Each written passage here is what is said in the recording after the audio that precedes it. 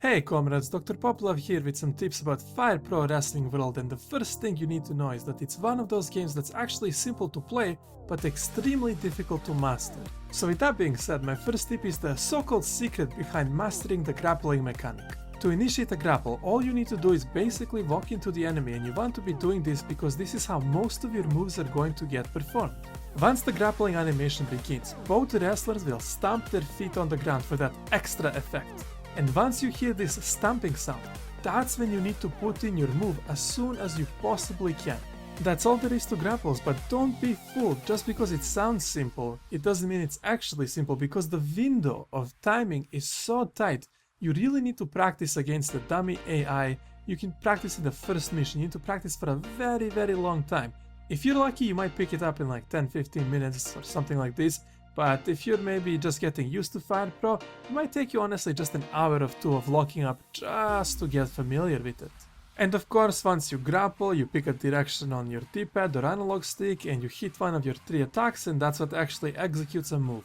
You can also try following the animation to look at when the stamp actually happens instead of the audio cue, and with enough practice it'll become second nature, and you'll just be able to do it pretty much like how wrestlers can put on a 2.5-star match in their sleep. Now let's move on to my next tip. You need to start matches by using small moves. So you need to use the X button on the Xbox or the square button on the PlayStation. To initiate a grapple, you do a series of small moves. The reason why you want to do this is because Fire Pro has so many calculations going on in the background. It's trying to simulate a realistic portrayal of what a wrestling match is like. If you try doing the big moves from the get-go, 99% of the time they'll simply get countered automatically. And it makes wrestling sense, because think about it. When is the last time that Undertaker started a match with a tombstone piledriver? It just doesn't happen like that. Unless of course it's a squash match against a no-name. So definitely start with the small moves, don't do the big moves because you'll get counted and you'll just feel so embarrassed. You'll feel more embarrassed than you did when you were watching the Eugene gimmick on Raw every single week.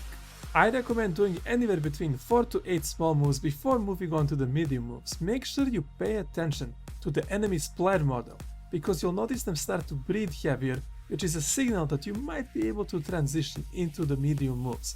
But if you do a bunch of small moves and then you see the guy breathing, it doesn't necessarily mean that you're always going to land your first medium move.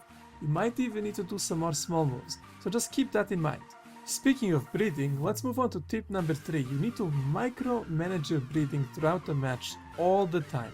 At the beginning of matches, you'll notice that your enemies stand up very quickly, so don't waste your energy doing ground-based moves. Don't use a regular body slam, for example, and then transition into a submission, because you're just burning up your energy, your stamina that you need for the rest of the match. Instead, use this time to hold LB or L1 depending on what control you are, and if you keep doing this throughout the early stages of the match, you'll end up with a huge breathing advantage over the opponent.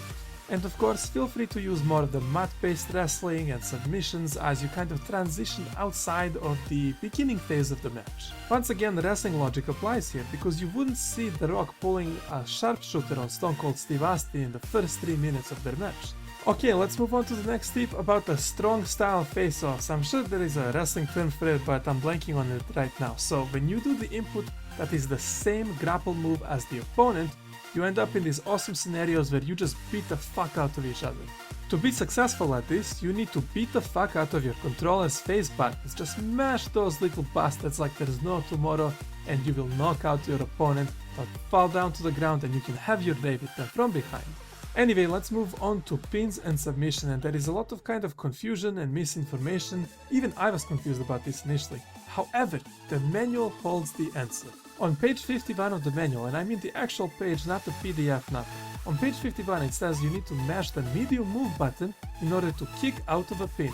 Some people say that you need to hold the button, not mash it, and they're kind of right. You can get out of pins by holding, but when you mash, it's more effective, and I believe that has something to do with how it's calculating the stats in the background, and mashing it allows you to regain some of your stats.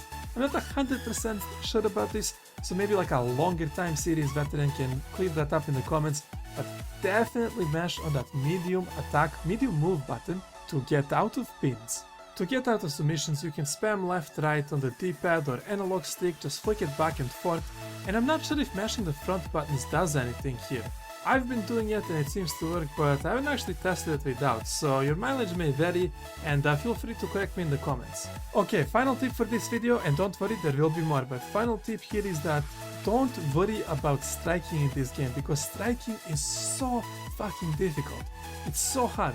It's harder than Vince McMahon's boner for Roman Reigns. If you're new to the game, you can completely ignore striking for the time being. Of course, over time you will get good at it and practice, and I'll make a video about that, but if you're just focusing on learning the game, ignore striking, because the hitboxes are so specific. The lining up of the paths is so specific. Don't concern yourself with that, because most of your moves are going to be out of grappling anyway. Comrades, thank you so much for watching. That's going to be it for today. I'm Dr. Poplove. There will be more Fire Pro videos, don't you worry. If you kind of like what I do or you found it helpful, leave a comment or follow me on Twitter. It's @drpoplove, Dr. Poplove. Of course, you can also subscribe to this channel. And if the next video is up already, then you're seeing it right now in a little window. Make sure you click that video, stay beautiful, and have a nice day.